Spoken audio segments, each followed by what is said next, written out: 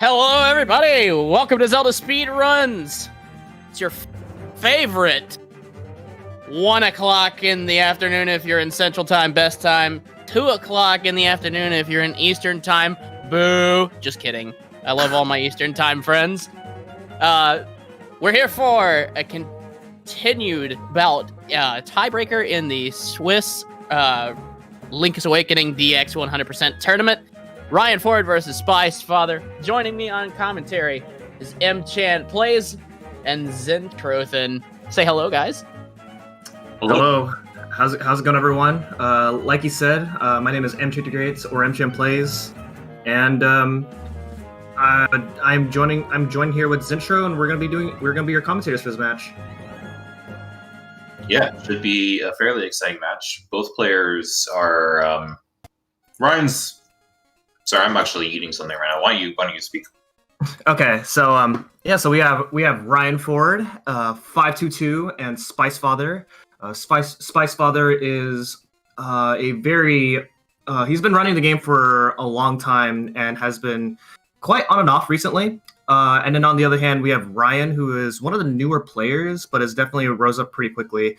So he's definitely a player to not be underestimated in this matchup. He's also ran other games such as Gimmick and Mario RPG, and he has really good competitive times on these games. So he can definitely get a competitive time here in Link's Awakening. For sure, he's made a lot of progress very quickly. I think he only started like a couple months ago, if that. He's already got a 125. Yep, and the race has now started. All right, so what are you looking forward to in this race? To see if any of them do early rooster skip. Okay, all right. And if they succeed at that, I'm not sure if Ryan goes for it. I know Spice doesn't. Okay. So it's pretty much going to be like whether or not Ryan decides to go for it, and we'll see. Early rooster skip is it's a different. So rooster skip, I guess we can probably explain it a little later, but basically, there's a rooster you're supposed to collect before D7 to get the bird key. But yeah. Yeah. Okay, so we got a little bit of a hiccup right off the bat here. Spice hugging the cliffside a little bit, but that's not. But that can definitely be negligible. And we're seeing two different methods of early sword here. Spice is getting the faster method of quick sword. It saves a few frames. However, if Ryan gets the rupee drop, then he's saving time over Spice for going for the other quicksword method. We need to get 10 rupees to buy some bombs and get some powder in the trendy game. Okay, so that's the reason why you don't want to do that method in this. If you get the rupee drop, then that method is not really that efficient because you have to go pretty out of your way in order to get that 1 rupee. So it looks like Ryan has a pretty significant lead. He already got his 10. All he needs is the seashell, and then go into the shop. So he's built up quite a hefty lead here. Solid RNG, and getting the bonus rupee too. Yeah, and the bonus. Spice has the farm in the grass, and the grass is notorious for not dropping rupees and dropping a lot of useless hearts instead. He got caught by the shop. Okay, there we go. Not a problem. But yeah, so it is a 1 in 16 chance for a rupee to drop from each of the grass. Okay, so Spice got his rupees. Unfortunately, he's like several seconds behind Ryan, but this is still early on, thankfully. So there is still a lot of room for Spice to catch up here. And along this long, there's so much RNG. Like even enemies, the way like enemies getting in front of you can make quite a difference and really adds up. Yeah, exactly. And for anyone who's never seen a Link's Awakening race, nothing is over till it's over. There's a lot that happens in this run. Well, Xander pointed out that it looks like Spice may have missed the seashell. Did he? Okay, well, next time he opens up his menu, we'll see. The first menu opportunity is coming up within a few seconds on Ryan's end, and we'll see if he has 1 on a seashell count. Yeah, actually, he opens up the menu so that he can get the second seashell. All right, so both runners got powder first try. That's great. It's really not hard. People like to joke that it's hard.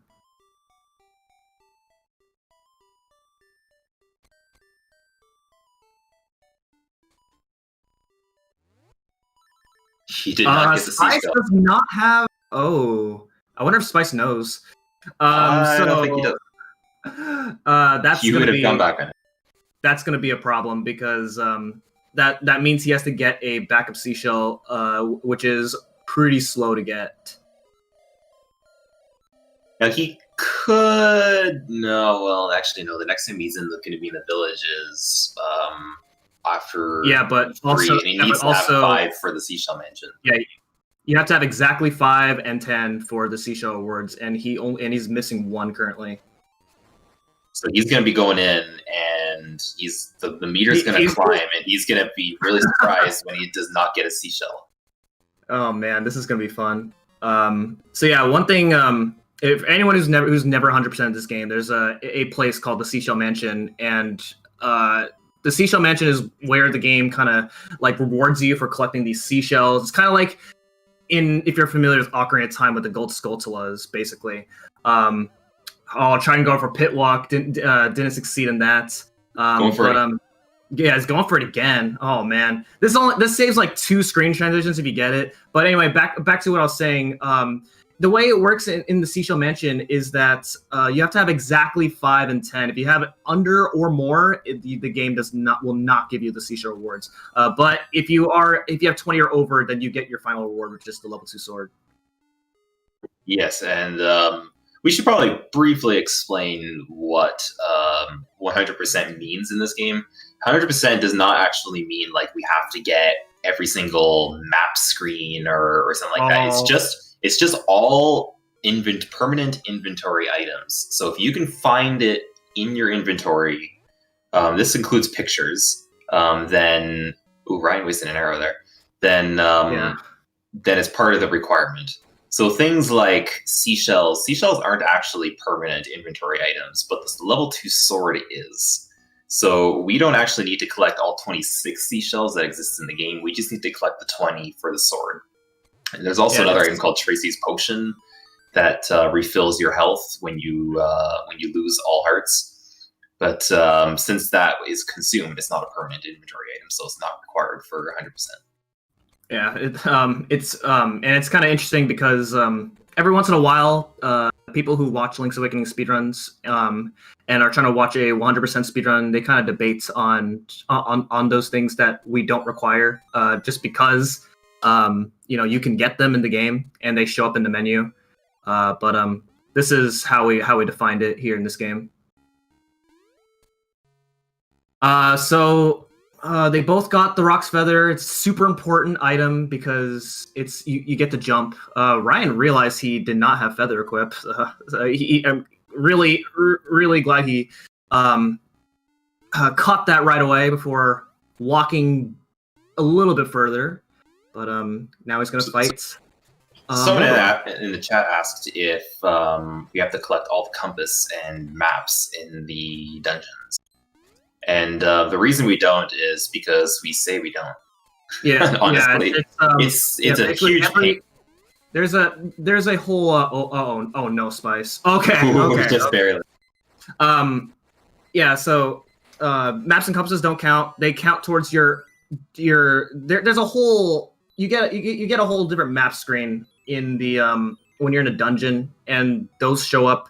The maps and compasses do show up in the map screen when you're in a dungeon, but we don't care about the map screen in dungeons.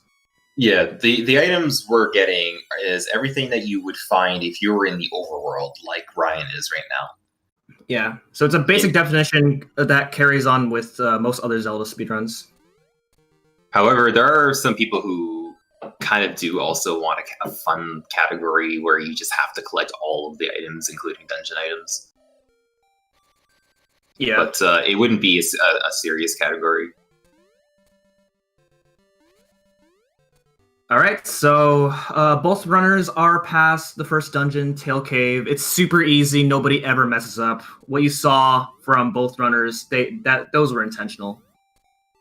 But now we are on our way. The kids are notifying us. Oh, Ryan falling down there. Falling down again. One of the strategies in these races is that when you make these little mistakes in situations like this where you cannot reset, it's like they're very negligible, but it's what it does. It's how it affects your mindset is the important part. Which, as you can see, Spice is he was behind earlier, and now he's caught up just from these little mistakes that Ryan has made.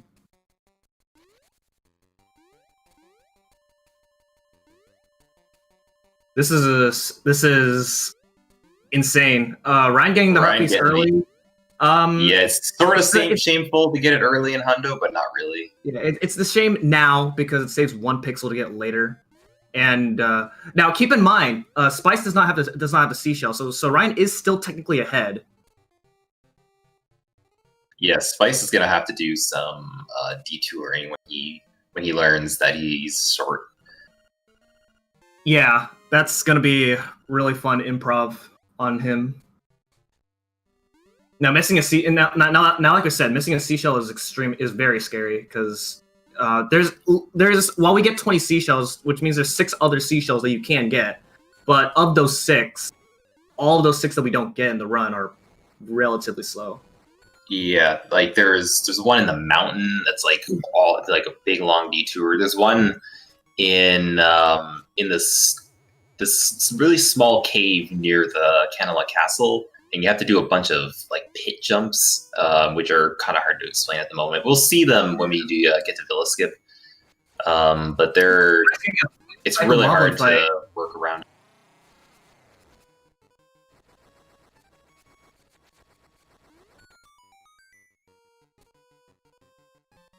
Yeah, so Ryan back in the lead as far as what it looks like here, due to Spice getting a 3-cycle Moblin fight.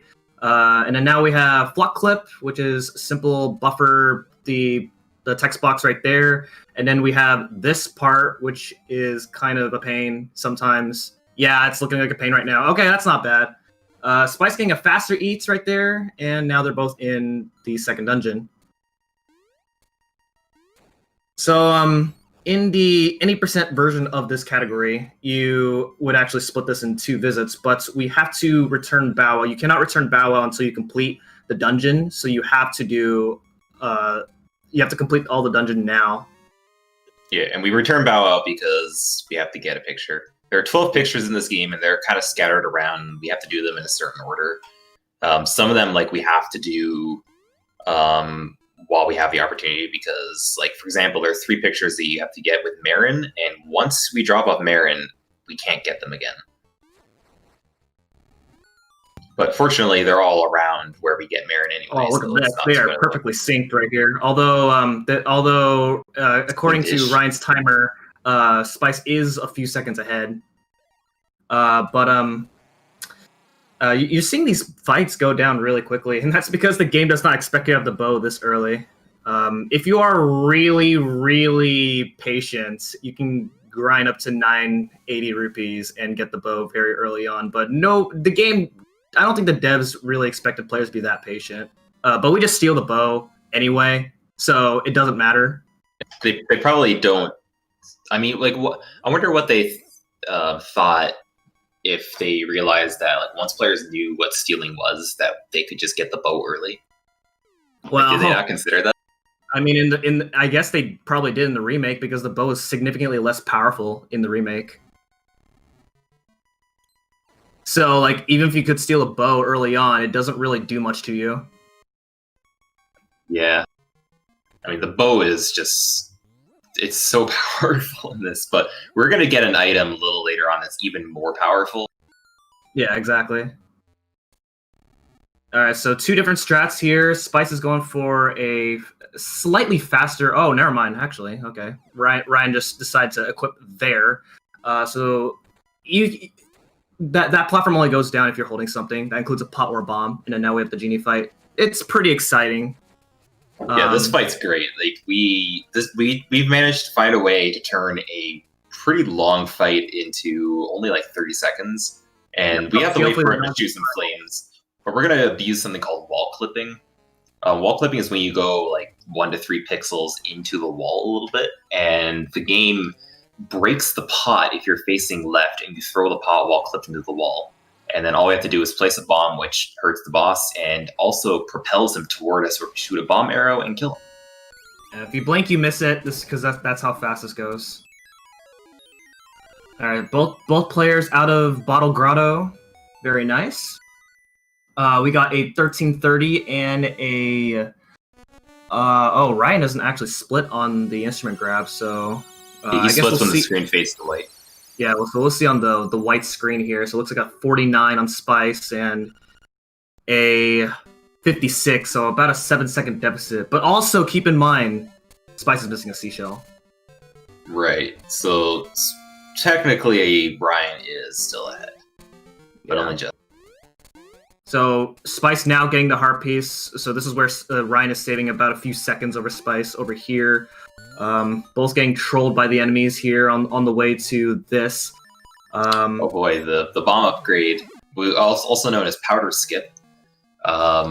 So we actually do this 3 times. There are 3 of these things called Mad Batter, and each time we encounter him, we get an upgrade.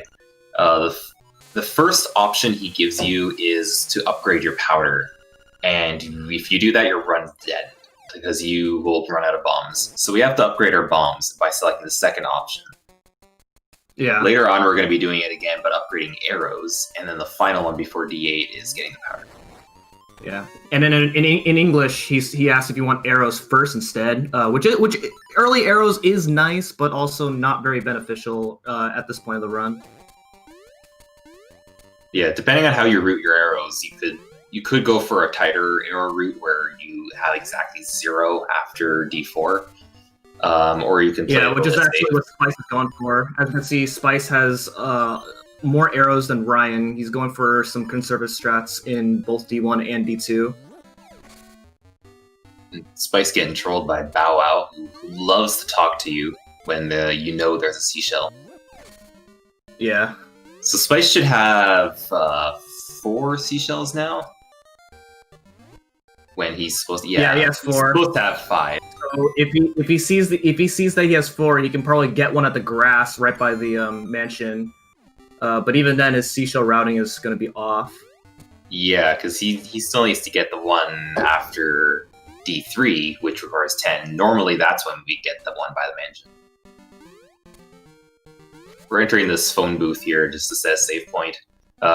When you save and quit, you go back to the last save point, and so it just saves some travel time. Yeah, and we're going here now because once you complete the Canela Castle quest, you can't do this anymore. But that doesn't matter because we don't go to Canela Castle at all. Sorry, Alpha.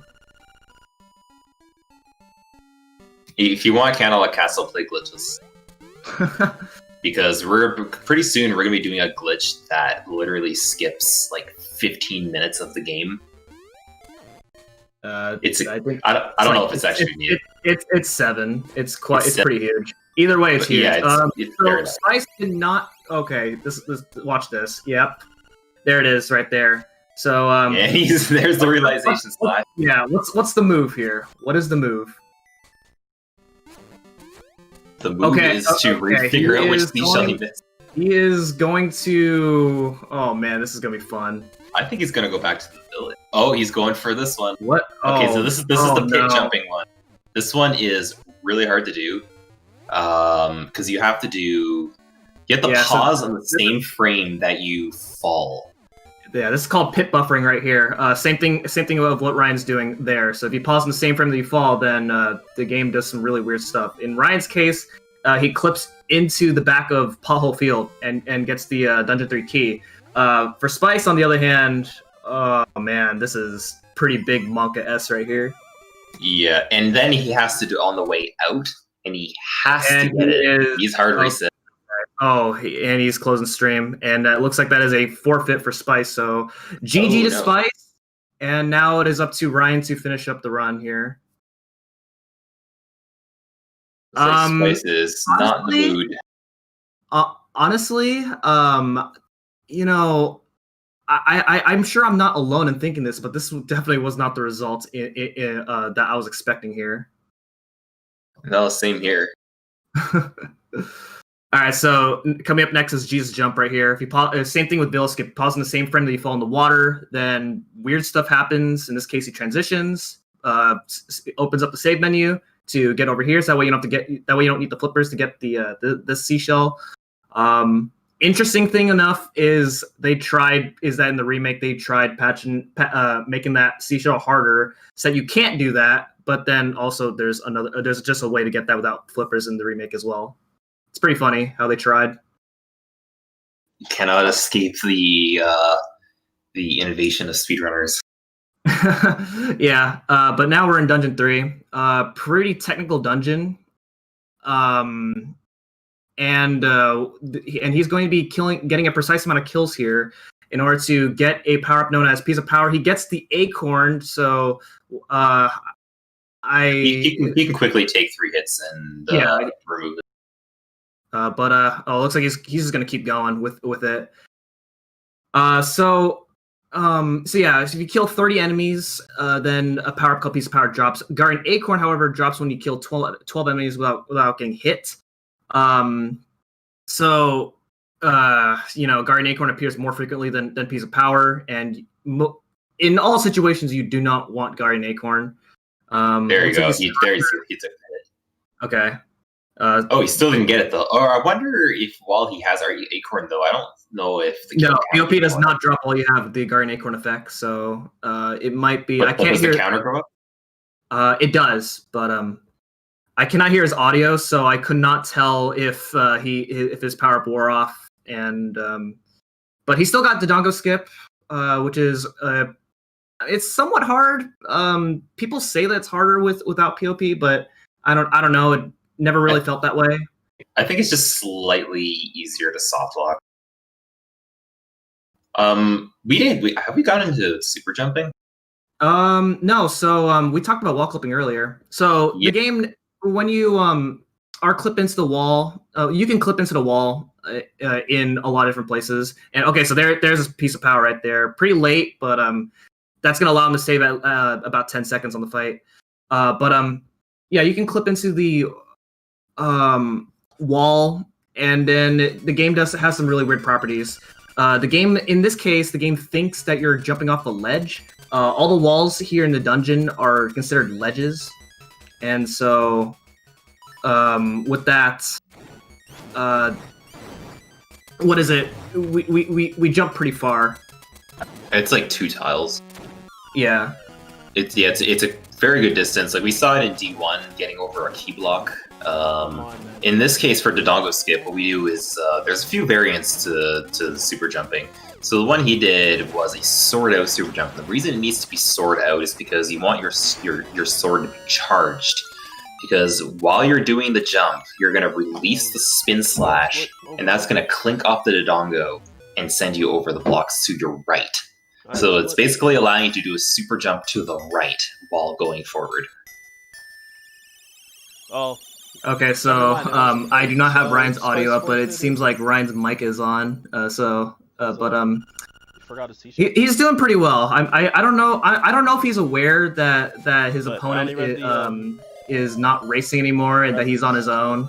So if he realized that, then maybe that's all the pressure off on him, and that he can. I think he just got the news. Yeah. I have his sound on now. And on the bottom left, there's an option to turn his sound on.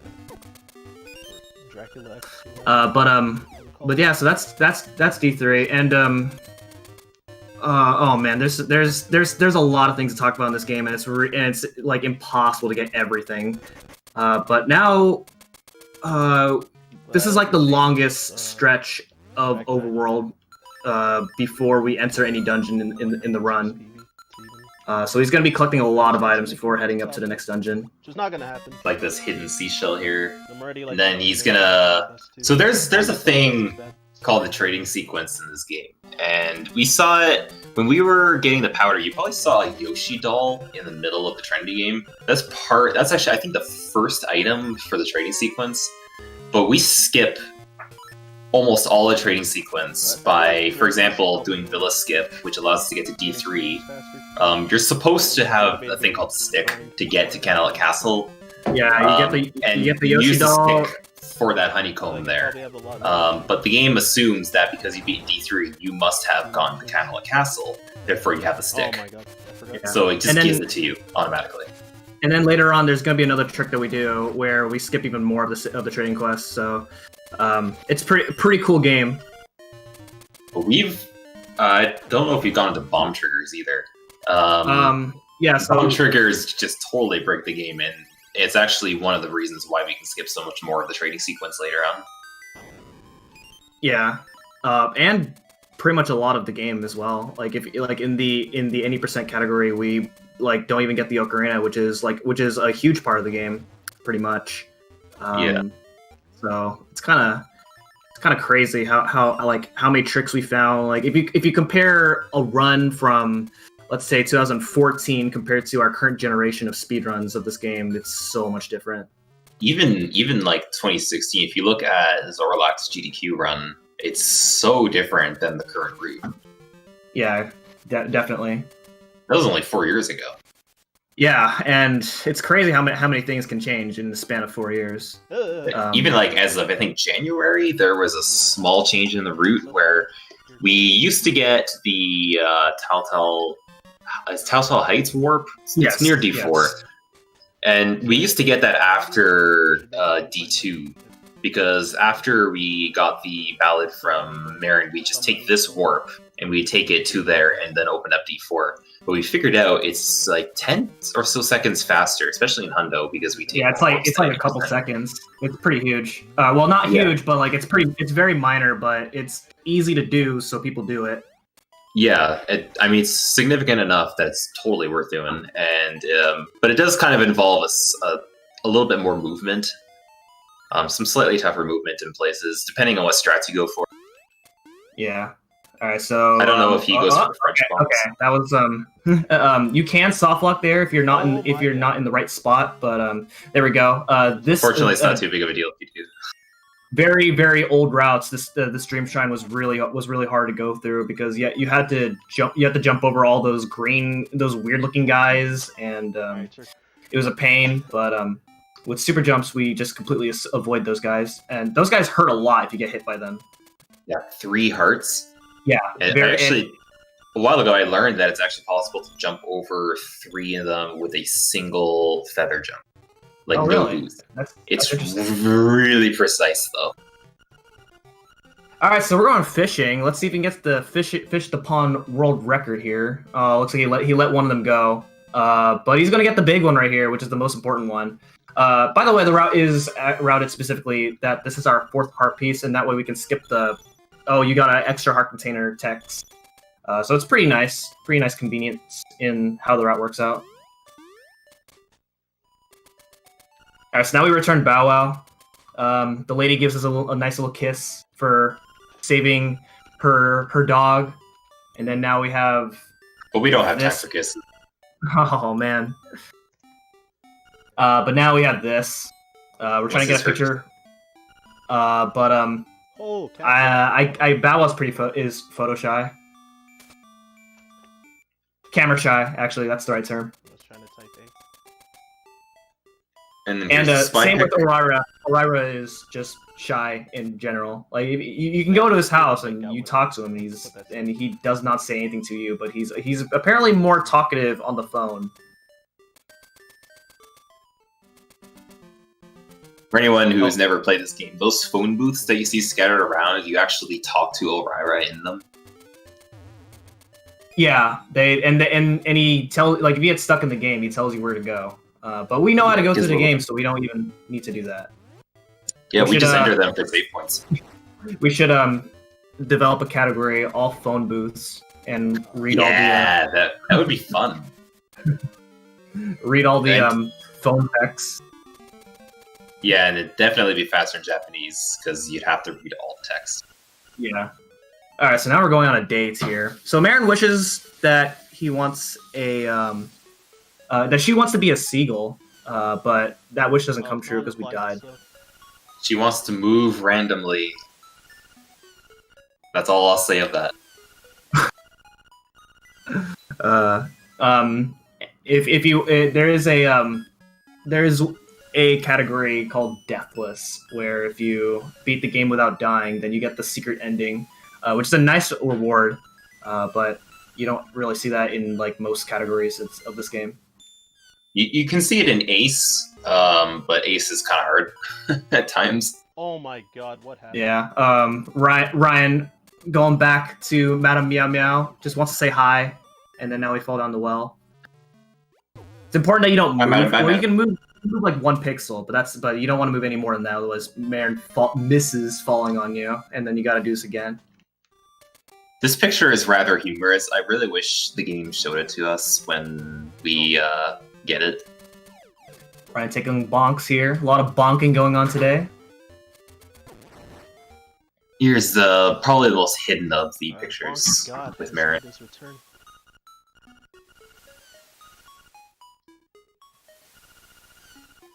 This is like the best part of the game right here.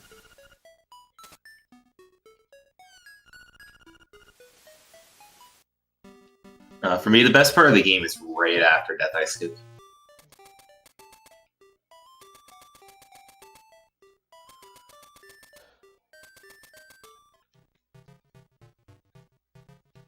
And then this is the worst picture because Terran ruins dates, and that is all. Yep. Some people call it the cockpick.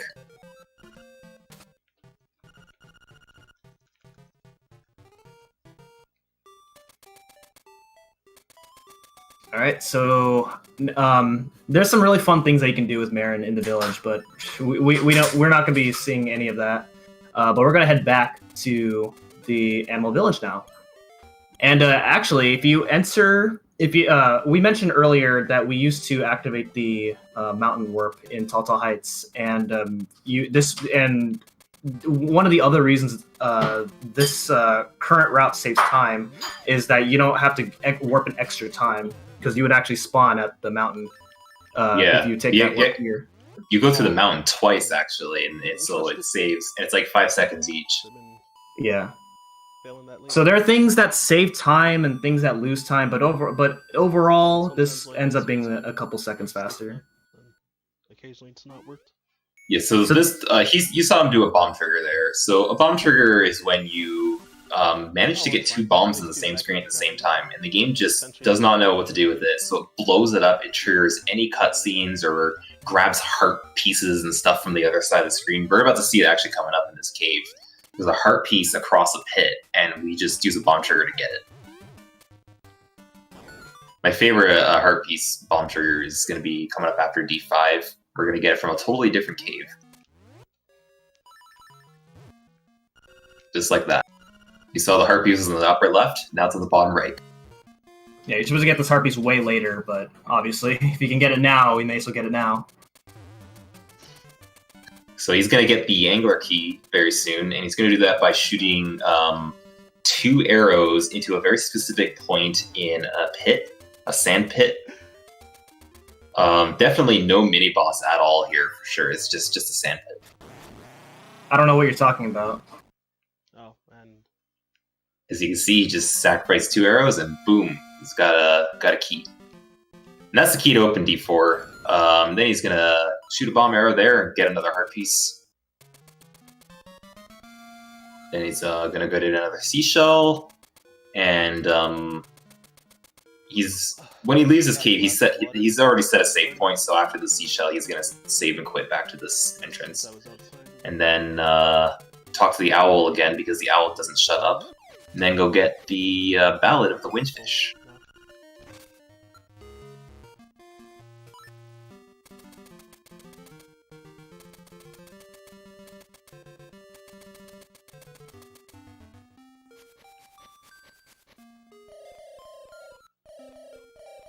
Fortunately, he doesn't talk long here, but it's still annoying. Bless you. A little too high.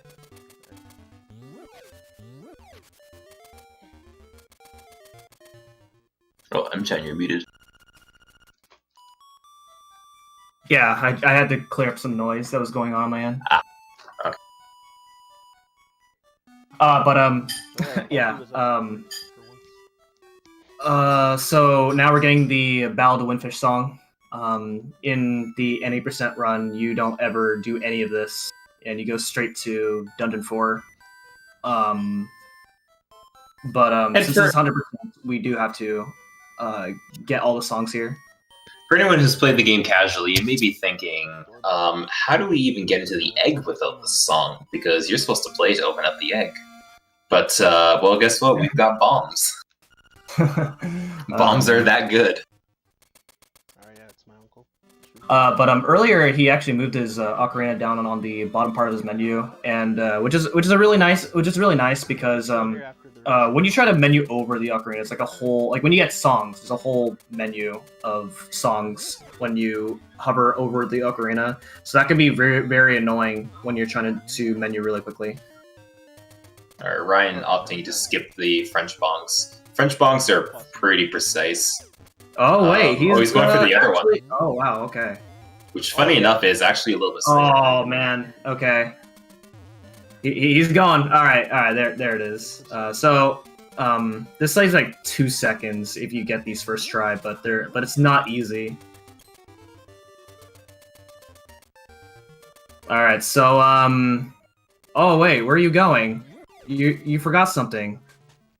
Okay, he realized it now. All right, nice.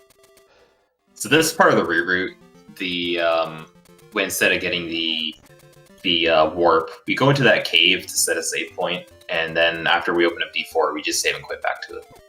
I was hoping you would go up too, but I moved up a little too high. That's well. Yeah, so as soon as he opens up the dungeon here, he is going to go straight to inside the mountain. And soon we will find out if he's doing early rooster skip or not. It'll depend on what cave he enters in.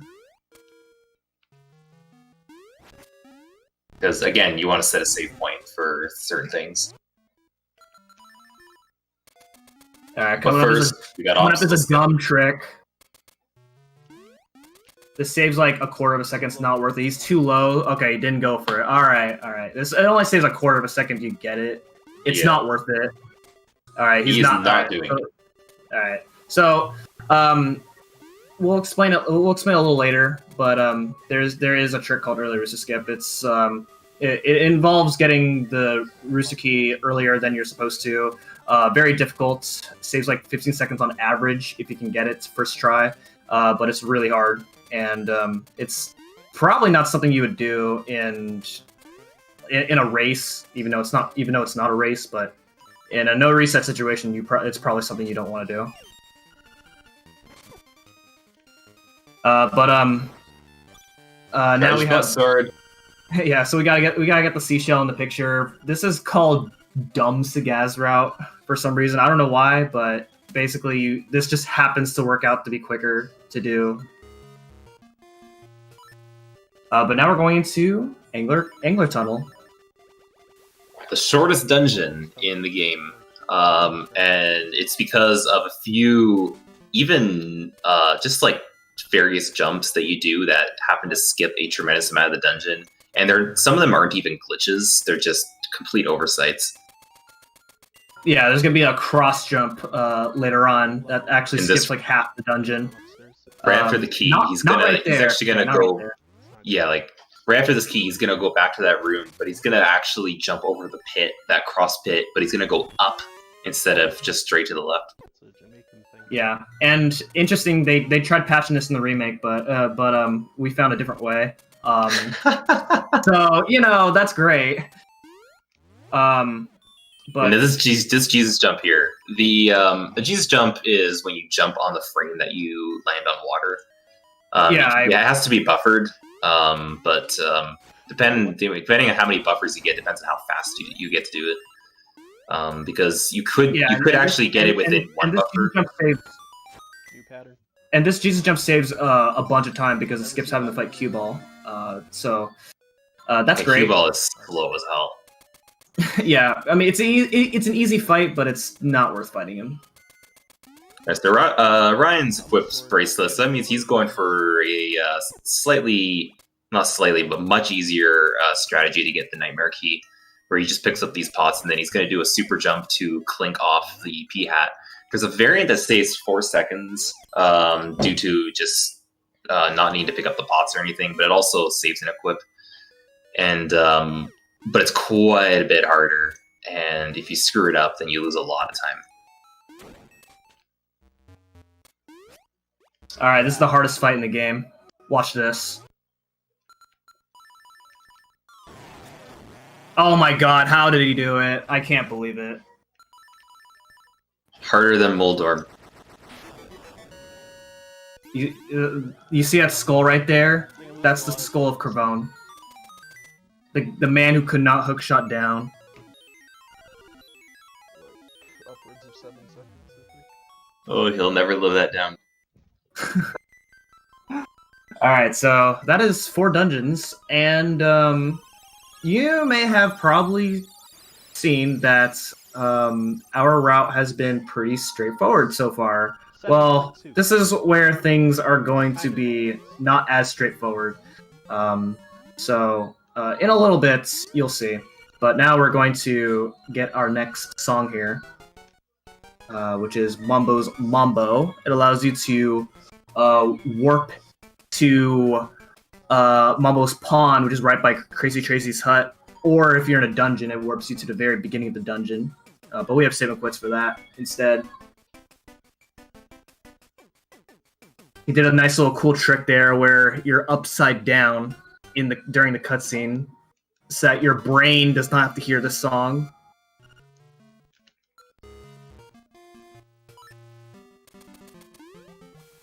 What is your favorite song? Or quote-unquote song? You know, there's a lot of really... Actually, I know. It's Animal Village. I like Animal Village music. Some people would say it's Telltale Mountain. Yeah. I would kind of agree. It's pretty I awesome. like Animal Village and Mabe Village are some of my favorites in this game. But really, I think a lot of people could probably agree that one of the best is the Nightmare song, Is that right? which we don't get to hear in this run, unless he feels the Hopefully. text. Well, let's not go there yet. And guess how we skip the text? With a bomb trigger.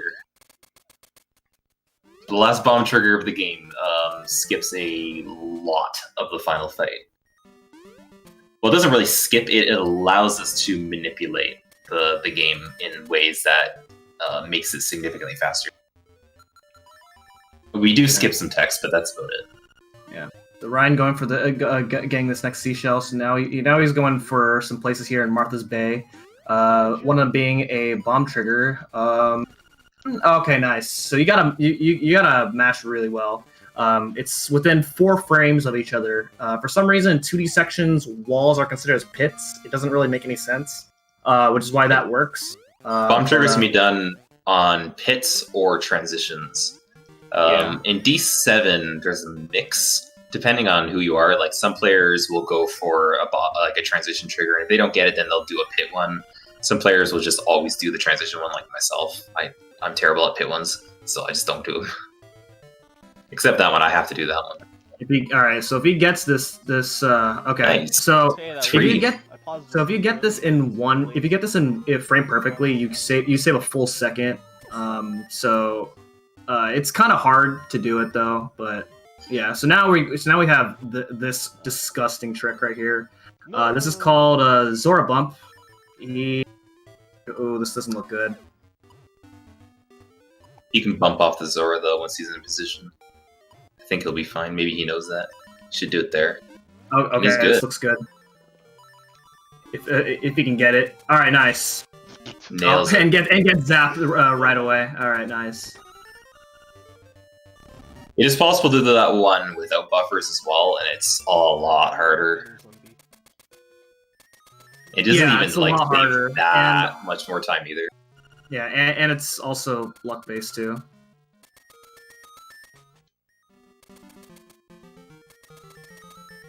I don't really lose a lot of time compared to golds in these last few splits actually. All right, so now he's gonna go get the picture here. One really weird thing about this particular cutscene is you don't want to press start at all. Otherwise, the game for some reason doesn't count as you getting the picture. And if that happens, then you have to do this cutscene again in order to get the picture. 4 seconds. Shout out to Node, Yeah, who makes did a no whole sense. run and did not end up getting the picture and got his run rejected. Most of it was D4. Anyway. Yeah, it makes no sense. I've never messed that up before. So at the end of Hundo runs, it's recommended, like if you're submitting a run, it's recommended that you check for your pictures right after the run to make sure you've got them all. Yeah. It makes it a little bit easier because of that picture, so that like people don't have to analyze to make sure you've done the whole thing and whatnot. But it's pretty easy to check if you've pressed start or not.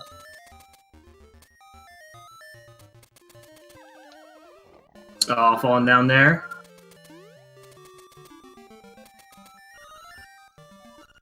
Alright, there's a cool little trick here. It doesn't really... Okay, didn't do it. You can jump into it, and then it'll look like Link is upside down inside the house. It just looks funny. It doesn't do anything. Yeah, when you jump into buildings, or really like any transition, or any warp of any kind like this, then Link will always, like the first few frames or so, Link will actually be like in a jumping animation.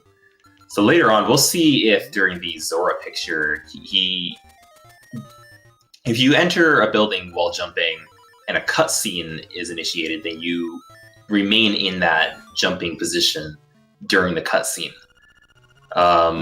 So they're coming up a little later. There's a picture that here's the most powerful item in the game, by the way.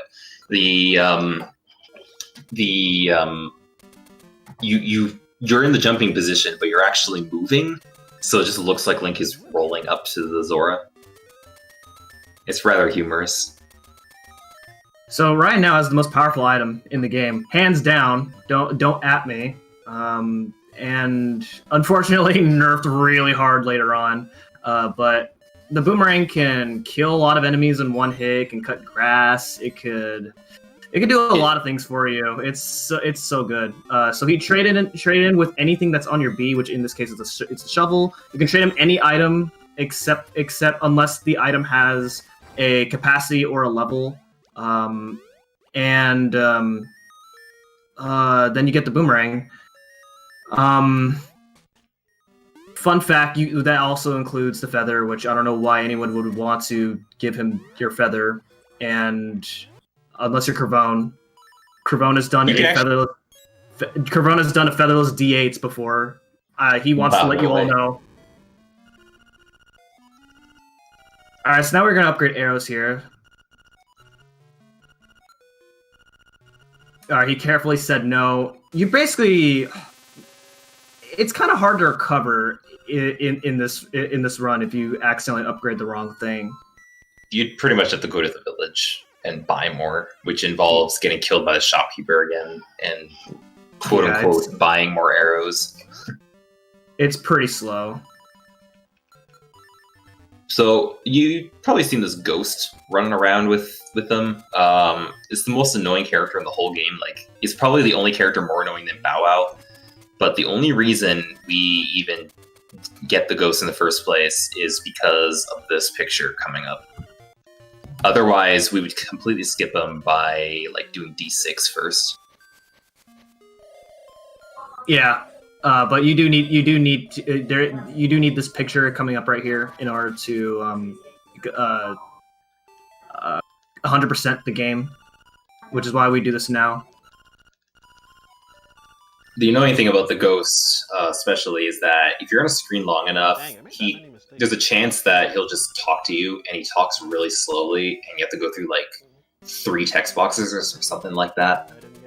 Yeah, it's like partially random and partially cycle based on whether he talks to you, so it's pretty annoying. Nice.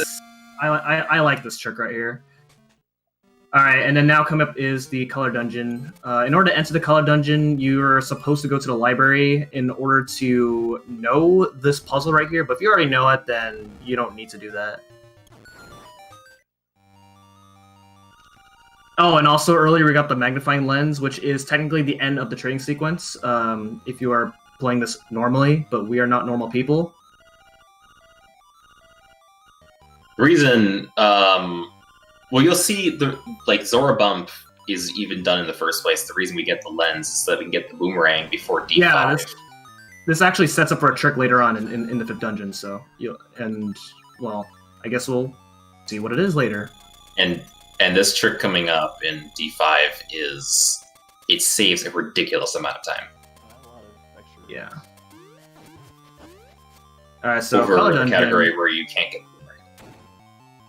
I actually really like this casually. It has a pretty cool concept. It's matching colors for the most part. But in a speedrun, this is very painful to optimize.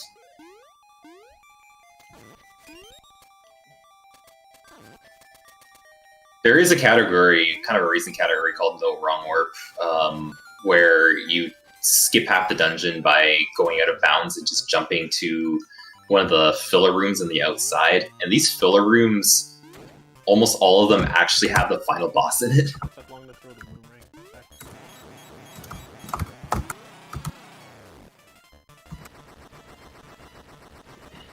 Yeah, so you can actually do this dungeon.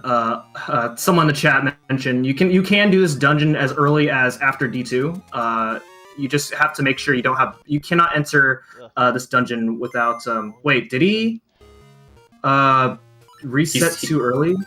I don't think so. Oh, okay, no, never mind. Okay, he's good. Yeah. Yeah, if you have a follower, you can't open up D0. Yeah, so early that looked kind of scary to me, but he's fine. Got enough rupees. That rupee cache,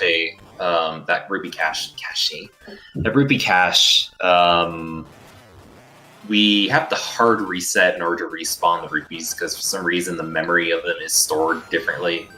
So you can't just save and quit and they'll come back. You have to literally hard reset the game. And the reason we even go through it in the first place is so that we have enough rupees to get the best song, the 3rd song. Yeah, and that's easily the best place to get rupees. It's so good that you basically just go. You use that screen only in order to get rupees in the arguably best category 9999 rupees. Alright, fine. Whatever. Or its variant where you can only get it on one screen in the village.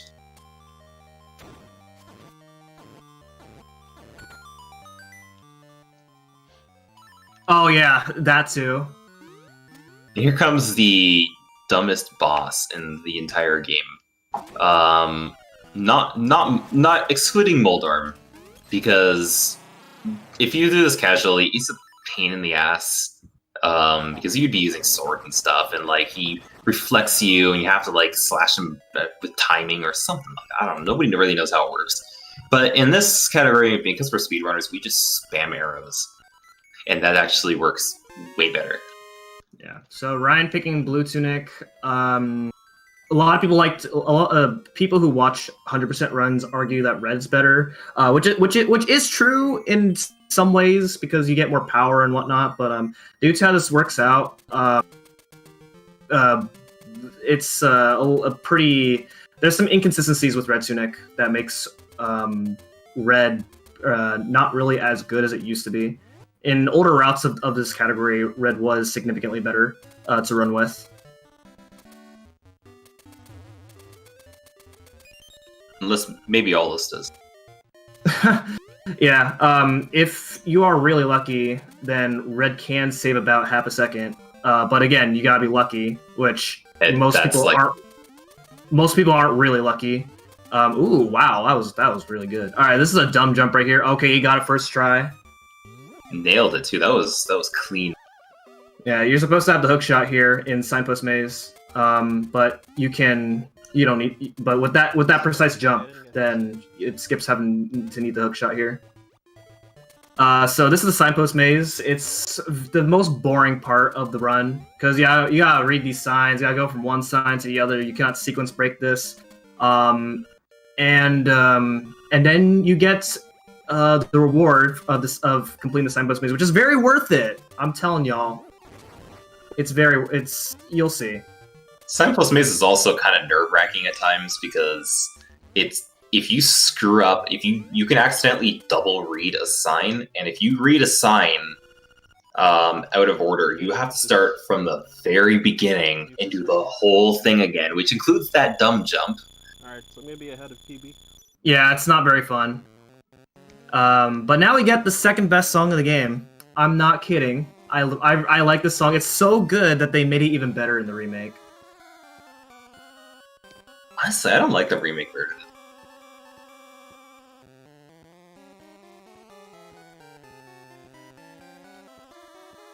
Oh yeah. So someone mentioned, yeah, this is Mamu, which is the Japanese name for warts from Super Mario Bros. 2, or Doki Doki Panic, and so now we get the frog. Holy crap! That's a lot of time saved. So now we get the Frog Song of Soul. You're supposed to use it now, actually. Well, actually, no, you can't, because he does not have the item from Dungeon 6, so he actually can't use it now. But normally, this would be used to get the Rooster. This is how you open up Dungeon 8. But now we get this heart piece, which I got a question for you. Have you known how to get this heart piece when you're on your first time playing this game? Or 6. Not on my first time, but I did actually find it casually last year when I picked up the game again for like the first time since I was a kid. Okay, I see. But only because I was like, I wonder if this goes anywhere. And I was like, and I didn't see it go anywhere. So I was like, okay, I'll try diving and see if maybe there's something hidden. And there was. Oh wow, okay. There's a heart piece there. Believe it or not. For anyone who's played this casually and is wondering why they can never find all the heart pieces, that's because they hid them in such obscure places.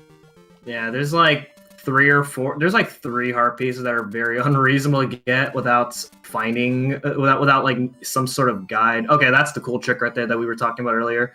Yeah, there's like 3 or 4 heart pieces that are pretty unreasonable to find. Some of them are hidden behind walls that you wouldn't know unless you sword clink those walls. Which who would do that for every single piece of the wall? Yeah, seriously. Yeah.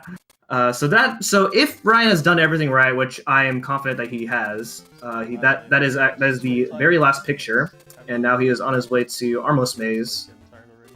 And Armos Maze is a pain. I don't like it. Probably my least favorite part of the. Well, no, it's not really my least favorite part of the run, but I don't really like it that much. It's very hard to optimize. Equipping boomerang and then not using. Yeah, Armos Maze is pretty challenging to do fast because there's all kinds of little things that can happen that can just really slow you down. Yeah, you can't. Zols, like bumping into the Zols with your shield instead, or that. Yeah, or if you bump the Armos at a slightly wrong angle, like the which causes you to get stuck in between them. He's saving.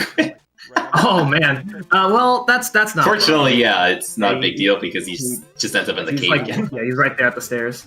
But yeah. And then coming up is the Armos Knight's fight, which depending on what he does here, this fight should be free. I think he does arrows. Well, it is like a couple seconds. But... There's 2 ways of doing it. You can do it with sword, or you can do it with okay, arrow. He's doing it. All right. So there's another strat called Boot Strat, which it looks really cool, but also we have this strat, which turns out to be just a little bit faster.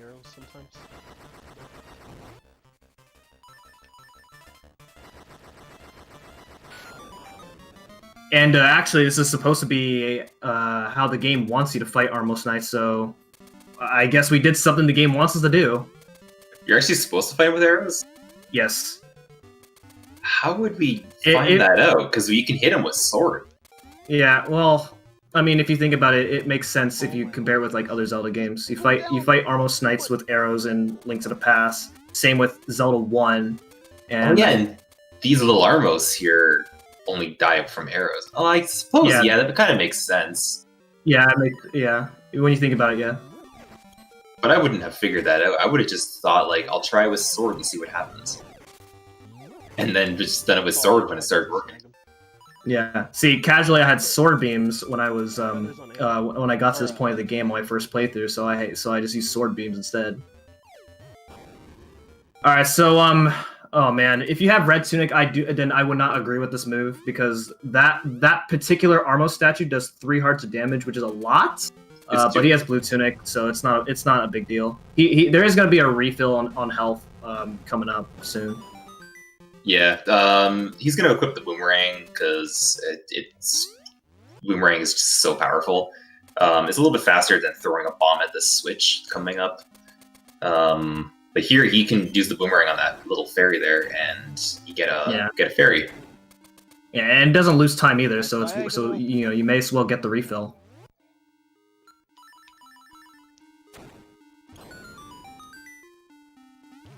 Oh yeah. Recently, also someone found a slightly faster way of doing this room. Yeah. It saves like half a second.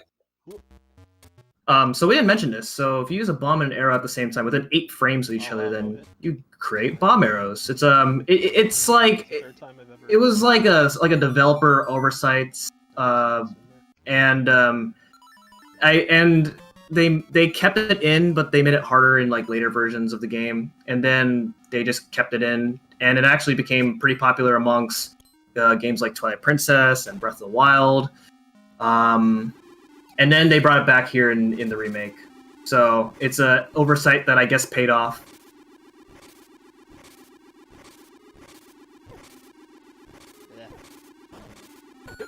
Considering the size of arrows in this game, it kind of does make sense that you can just attach a bomb to it. Yeah. Like, these arrows are like as thick as Link's arm.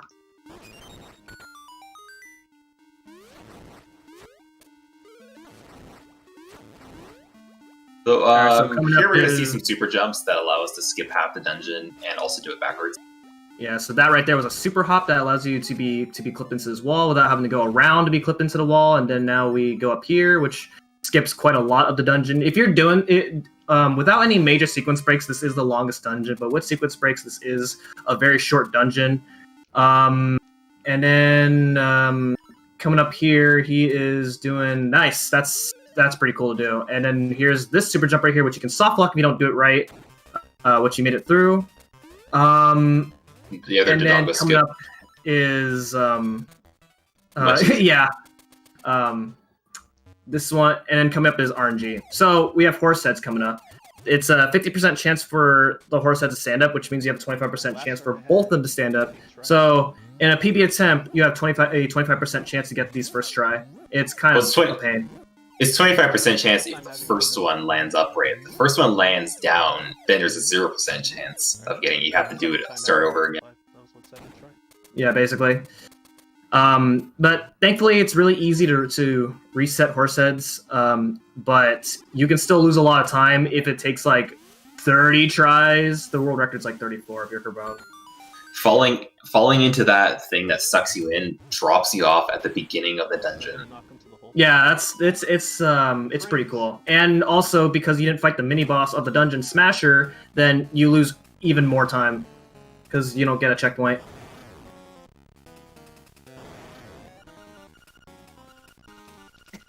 You saw he just planted 3 bombs before the boss's face even showed up. That's because the hitbox exists before the boss even appears.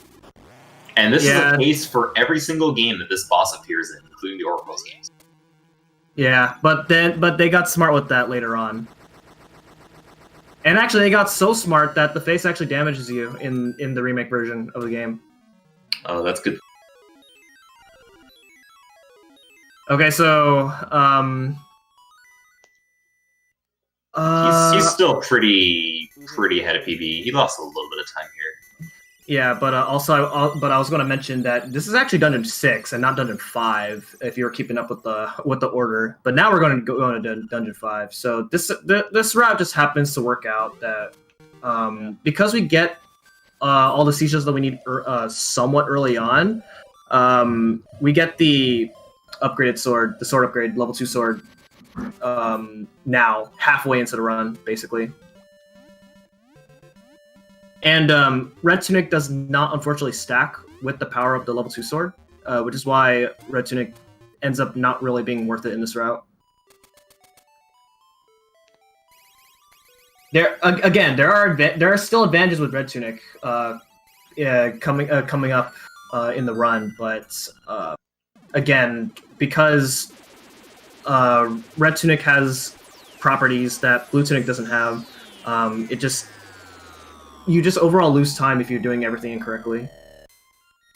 In a way, I kind of also like Blue Tunic in that, like, it just makes Armos Maze easier and Armos Knight as well with the arrows, because you can just take hits and not worry about dying. So he's on the way to D5. Yeah, there's a We just fastest go strat down here. with Armos Knights with Red Tunic, but obviously we're not doing that. Could have been worse. So now we're going to... This is something funny here. So he's going to be spamming Feather on the roof, and that actually makes you move faster underwater. And the faster you spam, the faster you move. All right, so coming up is D5. This is in a lot of other categories. This is like 5 minutes to do. But with the trick that we did for early magnifying lens, it allows us to get the boomerang early, which means that we get to do a trick called, which sets us up for a trick called early hook shots. So basically, first off, he's going to be killing all these enemies here. You want to make sure you also pick up the hearts. Yeah, you also want to make sure you pick that up. And this is because item slots, like you want the key to appear in a specific item slot. There we go. So you want to stand in a specific pixel, and he did not get it. So he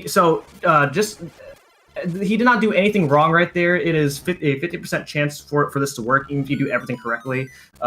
So it's pretty unfortunate. 1 hour into the run, you have to rely on a coin flip. Did not get it still. It's and you lose quite a lot of time each time you fail this, because you got to set this up again every single time. It's a very frustrating. It's a very frustrating trick to grind in PB attempts. And there we go. That's third try. It's not first. But this still saves a lot of time than if you were to do this. Than if you were to do the entirety of this dungeon, because you don't really want to do it. It saves like 3 minutes in the dungeon, but overall, because of it took us time to set up for early magnifying lens, you just save a minute overall. Probably not going to feed you. Yeah, because early lens, like, we're already in that area, and it doesn't take too long to do it, so it's just playing faster to do this. It's also worth mentioning that you're supposed to get the hook shot in order to get the magnifying lens. So here, we overkill Masastafos. If you overkill Masastafos, you get an extra key, which is going to be useful for a glitch later on. And because we got the hook shot early on, we don't have to do a very precise dash jump in order to get the key, in order to get the boss key early. Still okay. The true dumb jump. Oh, he's clipped into the roof, so that actually sometimes can slow you down. Yeah, if you're clipping into the ceiling, if your head's clipped into the wall like that, then it kills your momentum. For some reason, like when you are pushed against like a wall when you're wall clipped, it kind of like kills your momentum sometimes. So if he didn't pick up the key from Master Solphos, he would just go back to the room and then take a slightly different route that's slightly slower. Yeah, so but instead he's going to do this. Oh my god, I didn't clip. Oh, not clipped in. There it is. So that's hookshot clipping. And he's just spamming hookshot while between this wall and the pot, and for whatever reason, you just go right through him. Whoa!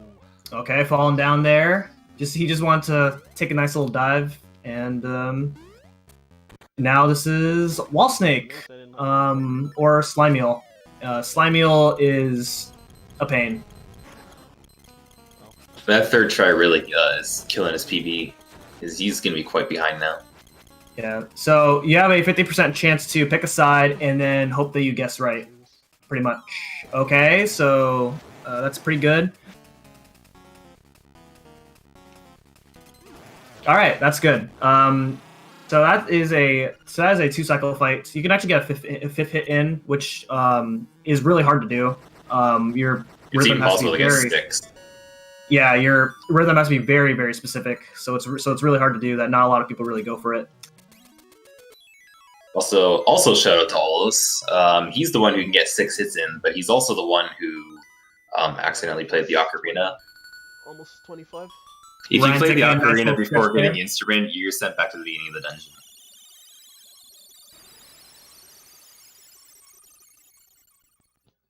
Yeah, Ryan looks pretty relaxed now. Ever since he knows that Last 40 seconds. he's on his own. 39. Yeah, but it doesn't really matter because this is actually like a split up race. So there's going to be a race at 5 o'clock Eastern time, as also part of the tiebreaker. And the reason these races are split is just because Nice. time zone differences. Yeah, so later on, the other races have to try and beat the time that Ryan has achieved in order to move on to the next phase of the tournament. But now, coming up, he's going back into Mountain. He's going to be setting up for Obstacle Skip again, and then we have Rooster Skip. So he did not get the Rooster Key earlier, as a lot of top runners would go for.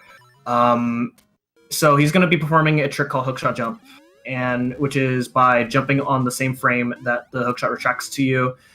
And he has to do it twice in order to get across a large gap. Earlier, we mentioned early Rooster Skip, which involves getting the Rooster Key without hookshot jumps, which is a lot harder. And it involves a similar property with Villa Skip. So if it takes a lot of buffers, you could lose more time than if you were to do this version of Rooster Skip. Oh, I didn't jump there. Now, this So version, here he there's is. 2 ways of doing this version of Rooster Skip as well. There's a buffered method, which is considerably easier, and there's the unbuffered method, which is by far the hardest method. Yeah, and no matter but, what version of Rooster yeah. Skip you do, it's very hard in a high pressure situation. But I guess knowing that he's not in a race anymore, it shouldn't be very much pressure for him. He is okay. That looks good. He's good. So there we go. And then now, Looks good. okay, he has to do it again. All right, one more time, one more frame. I think that's good. Yep, that's good. There it is. Okay, so if you fall down, you don't actually reset the room. You actually fall down the mountain and you gotta climb back up again. So it's a very punishing trick if you fall down. Since this actually saves in this category, it saves like 30 seconds than if you were to get the rooster. But in other categories, it saves a heck of a lot more because, obviously no ocarina. And then if you're playing a category where you're allowed to go out of bounds, you can just do what people call Rooster Skip, Skip, Skip. Or Rooster Skip, Yeah, there's Skip, another where you just go out of bounds. Where you're basically like you basically go around, you go on the ceiling of the cave, and then you get the key. It's considerably easier, but it's considered out of bounds because the spot that you walk on is a spot that you're not even supposed to be on by normal means. So now he's climbing the mountain. Gets a little trolled there by the Tektite. Happens sometimes. But if he does give you the right pattern, you can actually get a boost off him. Saves a little bit of time. All right, so this dungeon Most broken dungeon in the game. very, very long. It's a 4-tower dungeon. It's obviously gonna be really long, right? Yeah, you would think so, but yeah. We're speedrunners and we don't like long things, so Yeah. we found a way around that by So basically, guess why? Guess how we do it. So this boomerang shot right here already skips like half the dungeon. So much for it being a very long and complicated dungeon. The dungeon intends you to like go around in all these optional areas. You have to go around in a bunch of circles, and it's like you have to move that heavy ball around, and it's a miserable day. Oh, I didn't pause. But with bomb triggers, I'm an idiot. wow. Yeah, you don't need a ball. Tunnel vision. No ball required. We've got balls with fuses on them. They're much more effective. Alright, this is the cool bomb trigger. Yeah, you can see on the camera. Well, actually, there is no camera on the restream, but but on his camera, he was like mashing really hard in order to get that. Once again, you do have to you have to place bombs within 4 frames to each other in order for that to work. It's also worth noting he actually killed that specific enemy earlier. He's not cool. Oh yeah, he's yeah, okay. That no big deal. But yeah, do that super jumps that way you don't have to go around. And then I haven't studied his run very well, but he is probably not going to go for what I think he's going for. I don't remember. He is going okay, for it. He is going for it. Oh, he's way too low. A little too far out, so he has to readjust. Oh, he's not. He's gonna be very disappointed when he does not make it. Yeah. You have to be clipped exactly 1 pixel. If you are not clipped, then you can't do the super jump. But if you're too low, then the super jump doesn't get you far enough. So this is called Goomba Surf. Well, what you're going to be doing is a naked super jump, which is a super jump where you are already facing away from the wall. And you're going to do that super jump and bounce off of the Goomba. And that's going to land you on the wall. And you're supposed to be 1 pixel. Oh man. Okay. Oh, he's going for the alternate. Yeah. All right. So now he's going. So this is called P-Hat Clink. And this is, in my opinion, I think this is a cooler trick, but unfortunately, it is slower. But what he wants to do very quickly, clink off the P-Hat before it ascends, and then you'll land on those blocks. Now you can get knocked too far out to where you'll land on the left side of the room. And there is a way to save it, but it's also it can be a scary trick since you're near the end of the run. I do have a large time save in the With the amount of buffers or amount of tries that Goomba Surf was, it was probably P-Hat Clink was probably faster. The problem with Goomba Surf is that it's RNG. But if you get good RNG, it's quite a bit faster. Yeah, it saves like probably in between 10 to 15 seconds, depending on what your RNG is. You're probably seeing it. The hook shots going to the bottom of the screen, and nobody's really sure why that works. But for some reason, if you enter certain screens and you don't save and quit, then the bottom bar is solid and the hook shot can't go through. But we didn't enter any of those screens since our last save and quit, which was in D5. So we don't have to deal with that. Yeah, and normally that fight is a huge pain in the butt to deal with anyway, so it just works out to be. The reason we can even hit the boss at all by doing that is because the hookshot wraps around the bottom and goes over to the top where the eagle is. Alright, so if you open up the save menu, to regain control. Yeah, if you open up the save menu, you can actually you can avoid falling down that pit right there. And if you fall down, you're screwed. You have to walk all the way over. Unfortunately, it sets the save point. Well, actually, you can actually save and quit, and it actually saves it. But can you save and quit before you enter the cave though? Because once you enter the cave, you set a save point. No, you'll spawn back at the beginning of the dungeon. At least I think so. I'm thinking of LAS probably, because in LAS you can definitely save it. I'm gonna fall. Oh, I can always give it a try later. In my run. This is oh man. What am All I right. doing? So here's Marin. Why did I? That's not okay. Yeah. He's trying to buffer a jump right here, which you have a very precise window. Yeah. So he skips saving Marin right there. It's about like a 40-second cutscene right there. Nobody wants to watch that. It's obnoxiously long. Like you have to talk to Marin, and then Taryn comes up. Marin confesses you. And then the owl comes in. Why not? And yeah, it's miserable. It's like probably the longest cutscene in the game. I think even longer than the beach with Marin. No. But it's long. It's long enough that's worth skipping it. Yeah, at least with the beach one, like you have to watch it. We haven't found beach skip yet. Oh, that's easy. Walrus skip. I mean, like while still getting Marin. So we finally upgraded powder, and because we don't really need powder, we just use some of it already on that Moldorm right there, and then we're coming up to flame skip. So right here, if you're wall clipped into the wall, then you don't get knocked back as far, which allows you to get past those fireballs. Those they hurt without blue tunic. 2.5 hearts. Yeah, we have another bomb trigger.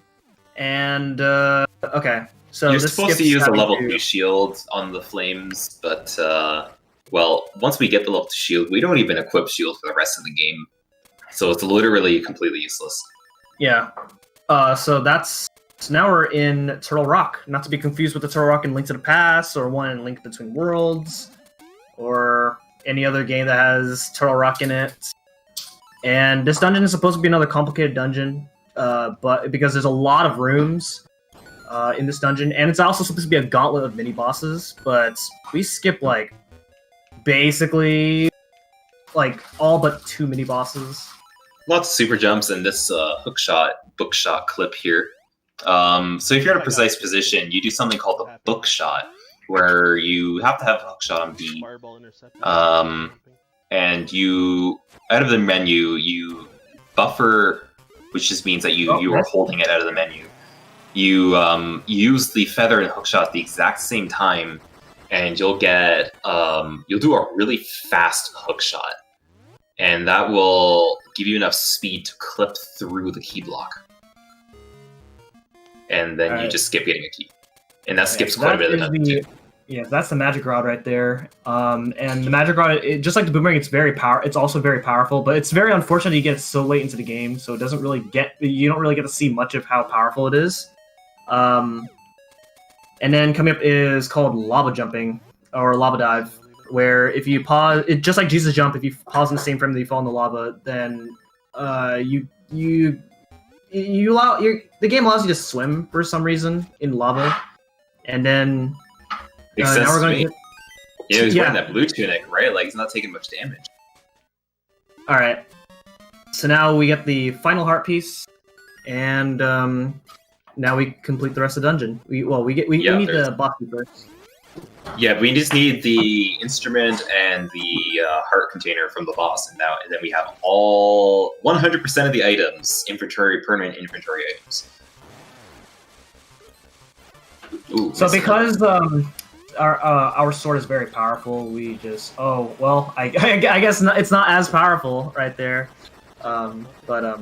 This is the most nerve-wracking room at the end of the game, like after D7. Yeah, so this room, there's 27 different combinations that you can go about with this room, and they're all the same exact time. Also, this route through DA is very unfortunate because we skip a pretty cool trick called Burles.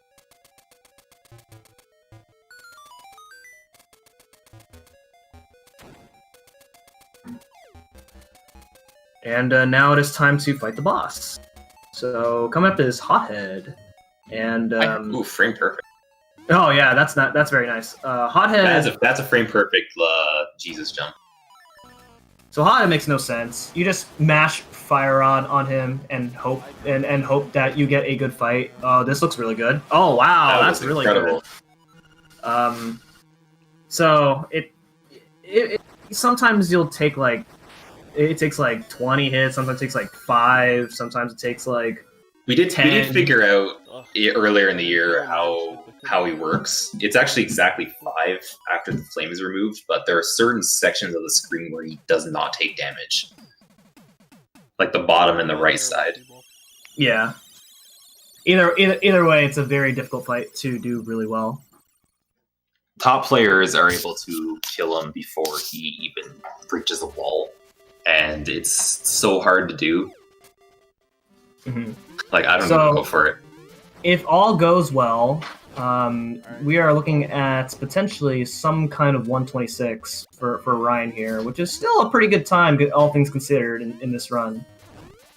Oh, I bet you mentioned a trick called Burles? Yes. The when you said that, it made me think of Link, just breaking out and singing something from the movie Burlesque. Oh, really? Okay. That's that's all I had to add. Sorry, I just thought I'd throw it in Bomb there. trigger. All right, so momentarily we're gonna be a little quiet here. Yeah, we're not going to use the ocarina. We're just going to use the bomb trigger instead. We good?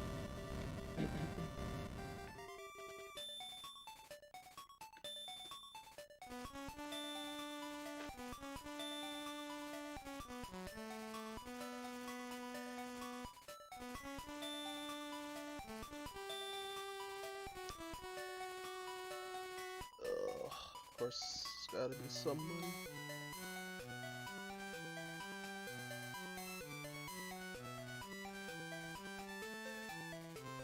That wants my nuts.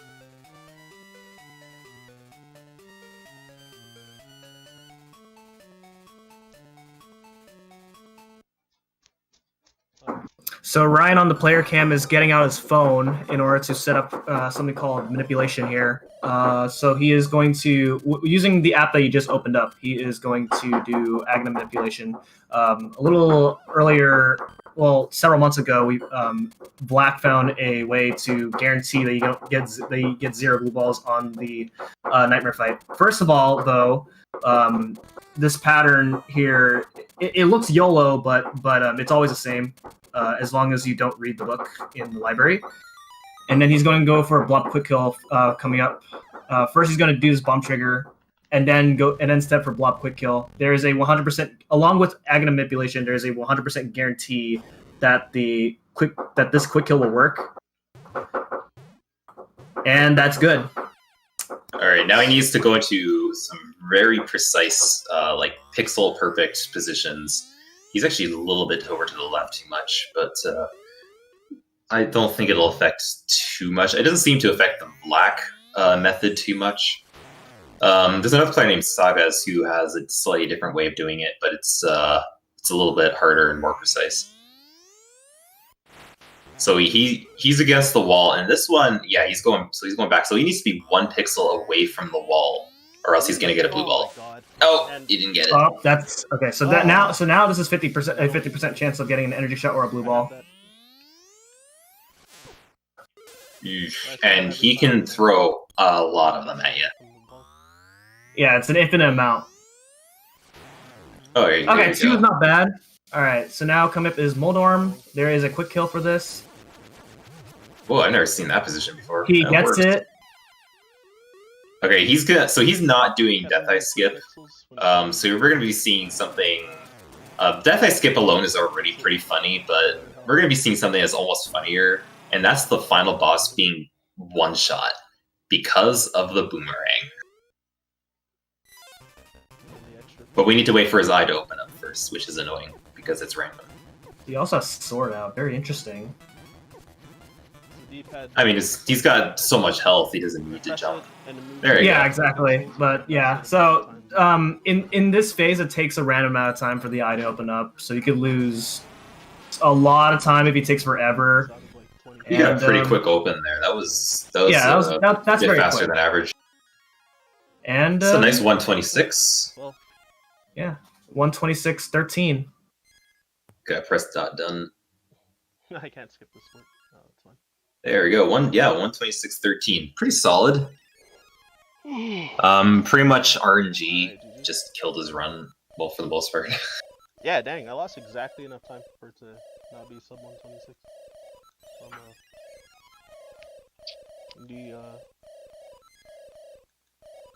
So we may have him in here for an interview pretty soon. Yep, hopefully. These runs are so interesting to watch. Yeah. So like I said early on, this wasn't the exact results that we were expecting. I'm sure you can agree with me here. Yeah, for sure. I mean, I was expecting 2 players to be doing the most of the run. I mean, it was unfortunate when Spice missed the very first seashell early on, and then didn't realize it until after he quit the run. Yeah. So this may look like, he won the race, but actually, because this is part of the tiebreaker, this time will be combined with the times later on in the second race at 5. Hello there. Ryan. Yo. What did you think of the results there? Did you expect your opponent to miss the first seashore off the bat?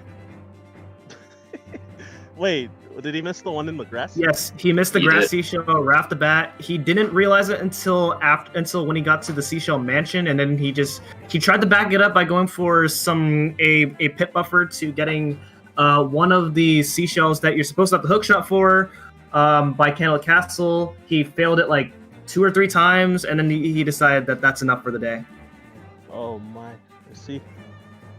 Yeah, But aside unfortunate, from but- missing the seashell, he caught up to you after D1 when you made some hiccups on the way to Moblin Cave. You guys were like back and forth on D2. So Yeah, I had Yeah. actually a pretty clean D2, but before getting into D2 was like pretty poor. You had some pretty nutty time save there on the frog song. so Yeah, I got- when that you was found out crazy. that when you found out that Spice forfeited, how did that affect your mindset? Were you less nervous? Were you more relaxed? Nah, I was just still trying to PB anyway, because since the tiebreaker, I'd have to get like second place out of like 6 people, and Yeah. Yeah, So with your 126 and the other players have to play, assuming you make it in, who do you expect to be in the tiebreaker with you? in the tiebreaker with me. Yeah. Oh, I Assu- thought that I thought I'm out. assuming that you make it in, who do you expect to be with you? Oh, I thought I'm just out since like at least 2 people are gonna probably get like 122 or better. Well, no, like the way it But works. let's is that, let's say they didn't. yeah, get let's better say you time. make it, but like 2 people have to make it in. And so let's say if you're one of the 2 people, who do you expect that other person to be? I assume Zintro. Zintro, okay, all right. As someone I have who no has, words. as the guy who has already raced Zintro, I don't expect him to be in the to win the tiebreaker. You Sorry, don't I expect him to win have a the grudge on you. Yeah, I expect the Zintro to make the top 8. Well, I'm not expecting to make it past the first round of the tiebreaker because I think the 2 people who make it either fight Sagas or Seisei. Yeah, and well, they're the 2 best players in the game right now, so active players, and yeah, so like even if I did make it, pretty much the next race after that is gonna be it for me. The chances are, unless things change. So Ryan, I looked at your speedrun profile before the race began, and you run Gimmick and Mario RPG, which are 2 completely different games outside of Link's Awakening. So what got you into this one in particular? I watched the summer tournament in 2018 for this category. So then, yeah, I was interested in wanting to learn this, and plus this is my favorite Game Boy Color game. And then in June, like late June, that Phantom Matt said that there was a tournament coming up for this summer, and yeah, suggested that I try it. He said that the guide for learning is really good. So I was like, all right, let's see how far I can go with like a month or 2 of experience. Yeah, you really rose up here. I mean, getting a 125 now in the span of a month at this point, that's really impressive. Hey, thanks. And also considering you have really competitive times on your other speed games, Mario RPG and Gimmick, those are I'm looking at those times right now. Those are really good times for those games. Yeah, Gimmick I'm really new at as well. Like I just started in May, I think. So I'm once I'm out of this tournament, then I'm gonna go back to grinding Gimmick for maybe a month to try and get a sub 11 for best ending glitchless. All right. And for one of the other categories, it was either the glitched best ending or glitched any percent. One of my runs didn't get accepted because I didn't crop the video properly on Twitch, and the video starts like 3 seconds into the run, and since they took long to do the verification, and I didn't check the video because I'm an idiot, then the Twitch VOD is deleted. And I never record for Gimmick because since that game is so reset heavy, I don't like to stop recording then start recording on OBS. And I also don't like to record like one long video and then like have to go through like Sony Vegas or something to edit it afterwards. That combination of stuff made me not have a valid run. So I got to redeem myself. Well, that's just it about these kind of things. You know, like maybe the run's not valid, but like your next run's gonna be even better. Exactly. I already had like higher goals than any of my PBs for that game, so it doesn't really matter that that run wasn't valid since I'm gonna do better at some point. All right. And then as far as this game is concerned, do you have any future plans with this game? Are you going to push further into this category? Are you going to run something else? Yeah, hopefully. So I'm going to try and grind Gimmick. Either grind Gimmick for a month, or maybe just kind of like alternate between this game and Gimmick, like maybe like 3 days of one, then 3 days of the other, like per week. And yeah, for this category right now, I wanted to try and get currently I'm trying to get like a 122, and then see if I can push further afterwards. But I think like within my current skill, I can get like a 122. Like my last race, like against Astro, I think I was on pace to maybe get a high 122, but then I screwed up the early hook shot so badly and lost like 7 minutes in D5. Yes.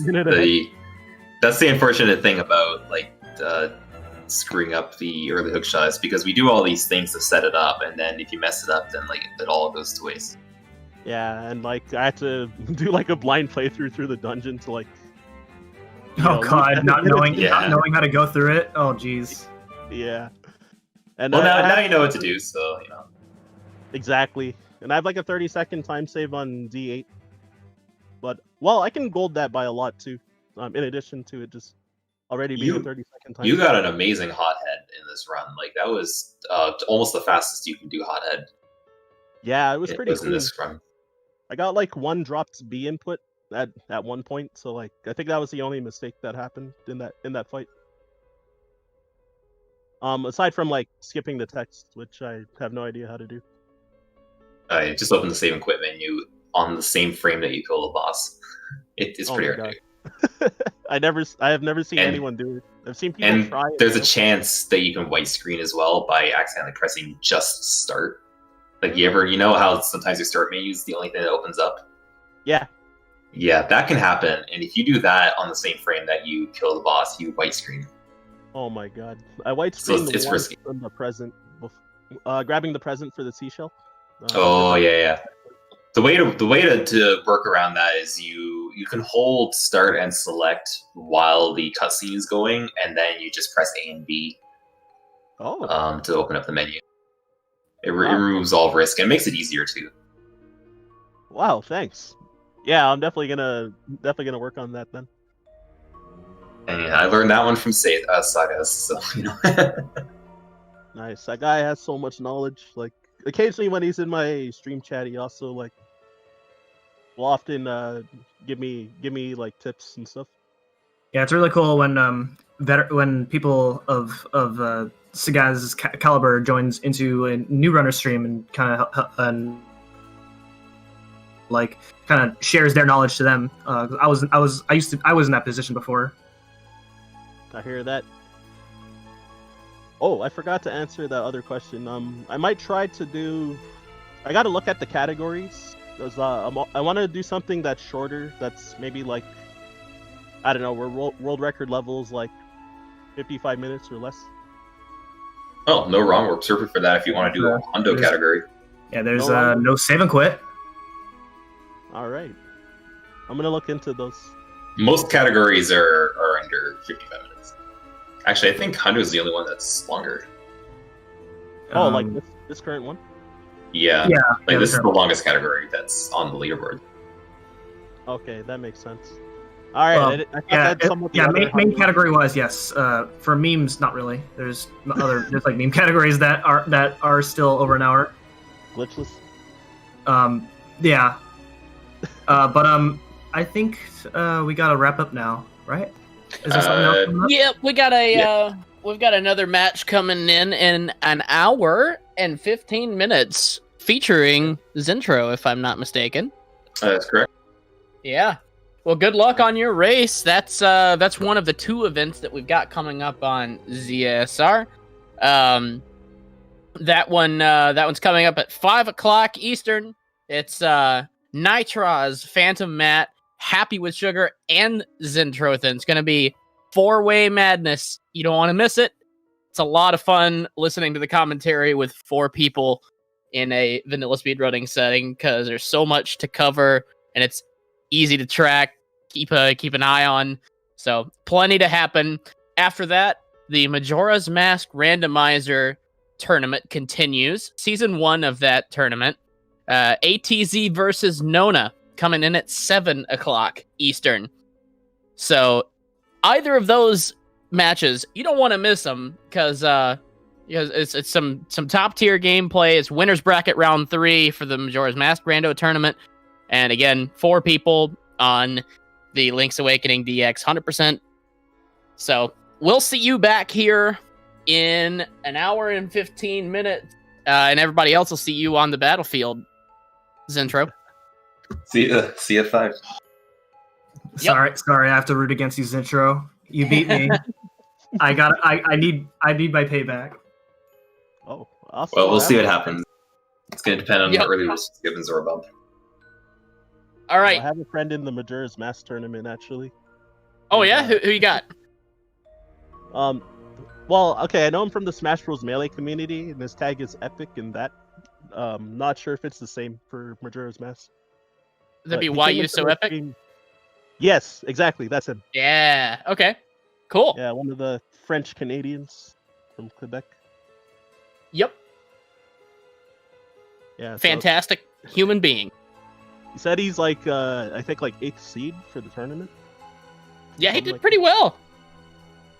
He did pretty well. Didn't know he was that good, actually, but that's really cool. Yeah. All right, we'll see you guys. Yeah. Sorry, go ahead. Oh, no problem. I was gonna say, all right, take care. So I'm gonna head out too. Heck yeah. All right, until an hour and 15 minutes from now, we love you all. Peace out, Cub Scout.